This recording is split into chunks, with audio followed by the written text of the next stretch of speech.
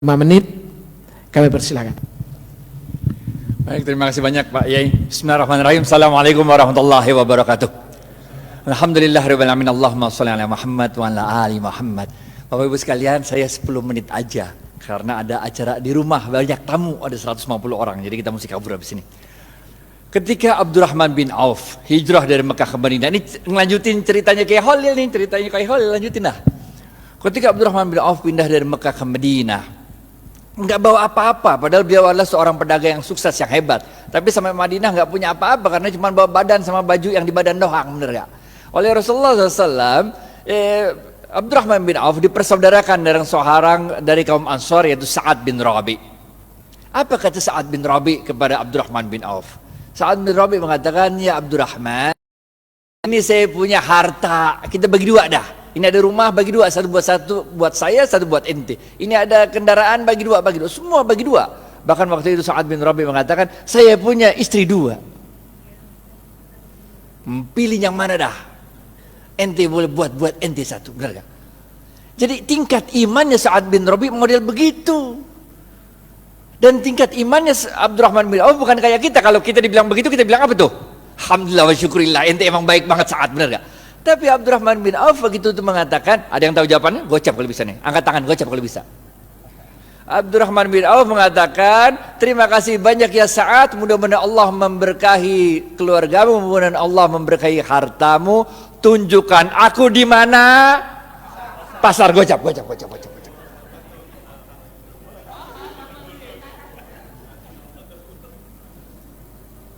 Tunjukkan aku di mana pasar, men. Bener gak? Harta mah insya Allah der, Allah yang ngatur rezeki, yang penting lu usaha. Bener gak? Yang penting usaha. Udah, tunjukin pasar sama Sa'ad, jalan berdua ada tuh. Ngelengkapin kisahnya Kiai Fikri Bareno juga nih. Jalan. Sa'ad nanya, si Abdurrahman bin Auf nanya sama Sa'ad, ini pasarnya siapa ini Ad katanya? Orang Yahudi katanya. Di depan pasarnya ada tanah kosong. Ditanya lagi, Ad, ini tanah kosong punya siapa Ad katanya? Punya aneh kata Sa'ad. Udah Ad, kita jadiin pasar katanya. Bagaimana caranya? Udah tenang dah. Orang kalau jualan di pasarnya Yahudi itu suruh nyewa lapak. Lapak tuh sewa, bener gak? Sedangkan Abdurrahman bin Auf itu tanahnya Sa'ad bin Rabi dipatok-patok, dijadiin itu lapak-lapak. Kan nyewa. Kaum muslimin silakan jualan aja di sini. Kalau untung bagi hasil. Ngerti gak? Lah itu kaum muhajirin yang pindah kan nggak punya harta yang dibawa, bener gak? Jadi kalau suruh bayar sewa kagak sanggup, bener gak? Jualan aja dulu, benar gak? Kalau untung bagi hasil nih. Itu sebabnya ekonomi Madinah mulai tumbuh.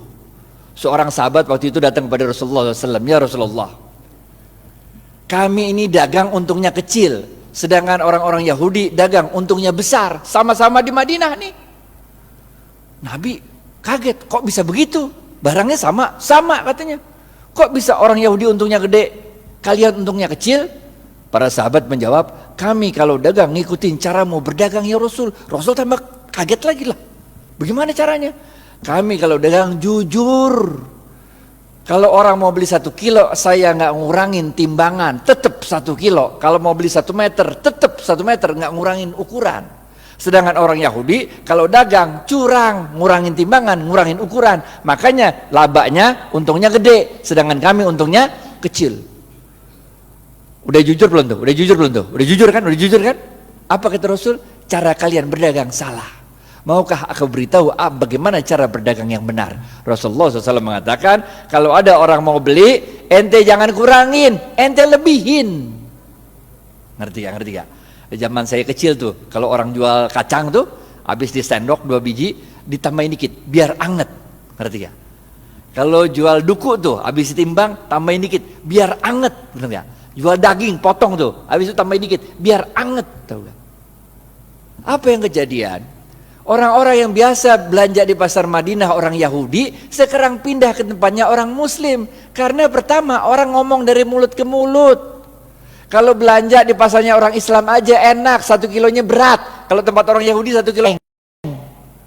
Enakan pasar orang Islam kalau 1 kilonya Banyak kalau tempat orang Yahudi 1 kilonya dikit. Ini rahasia yang pertama. Rahasia yang kedua, tiap kali dia jualan kan berarti dia sodakoh, ngelebihin, bener gak? Kalau sodakoh ente ngundang barokahnya Allah. Paham gak?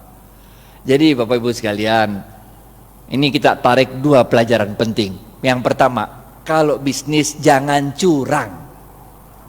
Ngapain bisnis curang? Bener gak? Kita orang Islam men, kalau ente orang Islam sholat tapi bisnis curang, enggak oke. Yang pertama nih, bisnis jangan curang, jangan ngurangin timbangan, jangan ngurangin hak pembeli. Yang kedua apa? Yang kedua, kalau bisnis itu banyakin sodakoh, ngejar barokah. Makanya kita diajarkan oleh Rasulullah SAW sebuah doa yang sangat terkenal. Ada yang tahu doanya? Doa mau makan, doa mau makan, doa mau makan, doa mau makan, doa mau makan. Woi gocap woi, ya bu. Allahumma barik lana, gocap. Makanya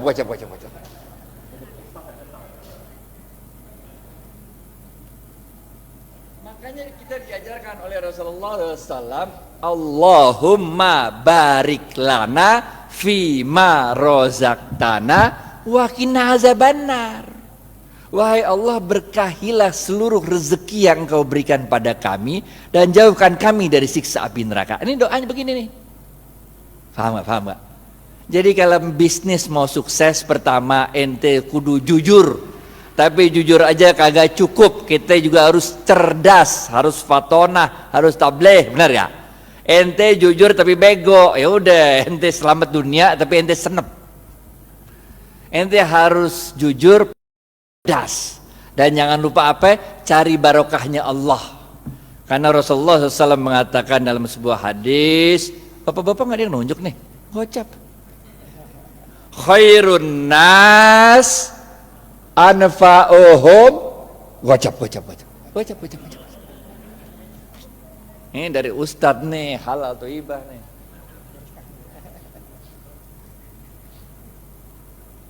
Paham ya?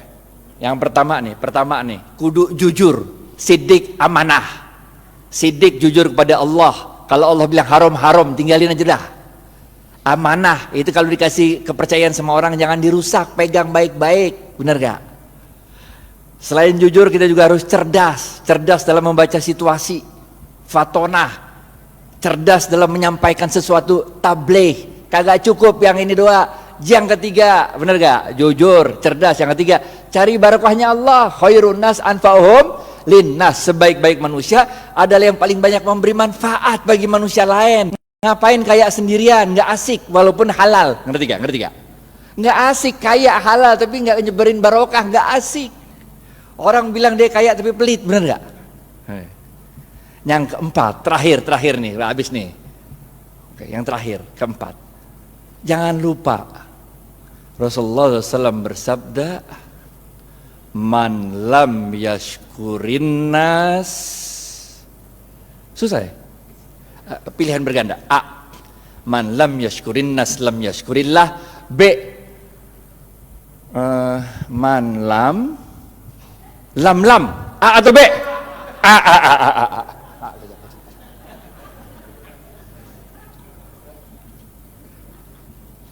Ingat Bapak Ibu sekalian, kita ini bukan Rasul, bukan Nabi. Kalau Rasul sama Nabi ada masalah, doa dikit, Allah kirim pertolongan pakai malaikat. Ya kan? Nabi Musa, depan laut, belakang Fir'aun, masalah kan? Doa dikit, laut merah kebuka, jalan baik-baik dah, bener gak? Fir'aun ngikut dari belakang, doa lagi dikit, ketutup laut merah, mati Fir'aun, bener gak? Nabi Ibrahim dibakar hidup-hidup sama Namrud, doa dikit, berasa dingin tuh api, bener gak? Nabi. Lah kita ini manusia, Pak. Coba aja ibu pulang ntar, coba bakar tangan kalau nggak gosong, bener gak?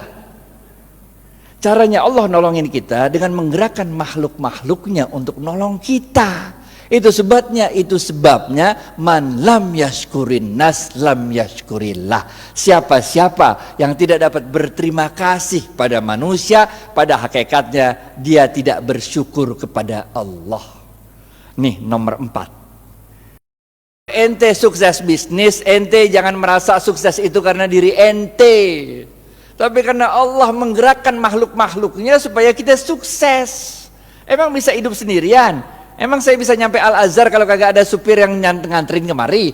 Emang supirnya bisa nyampe sini kalau di rumahnya nggak ada istrinya yang nyetrikain pakaian? Emang mobil bisa jalan sendiri kalau nggak ada yang jual bensin? Bener nggak? Man lam yashkurin nas lam yashkurillah. Kesimpulan, habis waktunya nih. Yang pertama, oke?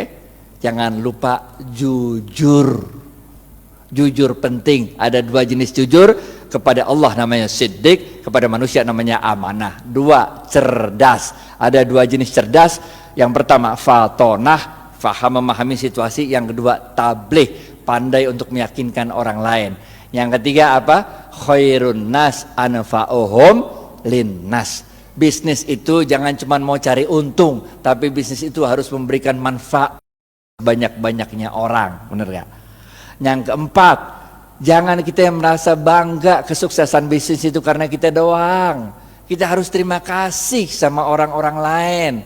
Karena man lam yashkurin nas lam yashkurillah. Siapa-siapa yang tidak dapat berterima kasih pada manusia, pada hakikatnya dia tidak dapat bersyukur kepada Allah. Maka dalam tempo yang singkat, dominasi ekonomi Yahudi di kota Madinah dapat dipatahkan oleh kaum muslimin. Bagaimana dengan kita di Indonesia? Nanti kita serahkan ke Khalil Ridwan untuk yang membahas. Pokoknya nggak usah nunggu kita sempurna dah. Yang bisa jalanin gitu aja dah. Karena kaidah fikihnya berbunyi ma la yudraku kulluhu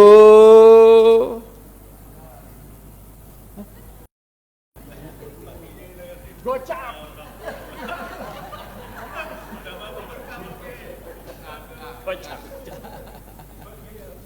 Ma la yudraku kulluhu la yudraku kulluh. Kalau engkau tidak dapat melakukan kebaikan itu 100%, jangan engkau tinggalkan kebaikan itu 100%. Jangan nunggu sempurna baru kita lakukan. Lakuin dulu, nggak usah nunggu tajwid, makhraj sama tahsinnya bener. Nggak usah, sholat aja sholat, bener gak? Nggak usah nunggu kita sempurna baru kita jalan, nggak usah, jalanin aja dulu dah. Karena dalam sebuah hadis qudsi Allah mengatakan, amalkan apa yang engkau ketahui, niscaya akan aku beritahu apa yang tidak engkau ketahui.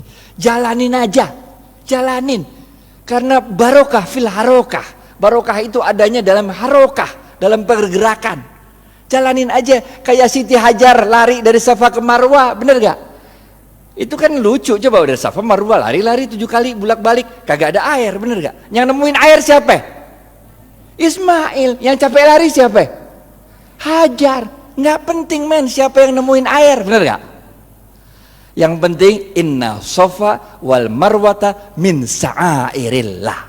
Dicatat sama Allah usahanya Hajar itu, dicatat sebagai min sa'airillah, tanda-tanda kebesaran Allah. Nggak penting kalau kita usaha tuh bahwa kehebatan usaha kita itu dinikmati oleh kita, nggak penting. Bahkan ketika besok pun mau kiamat, kalau punya bibit lu tanam, ngerti ya?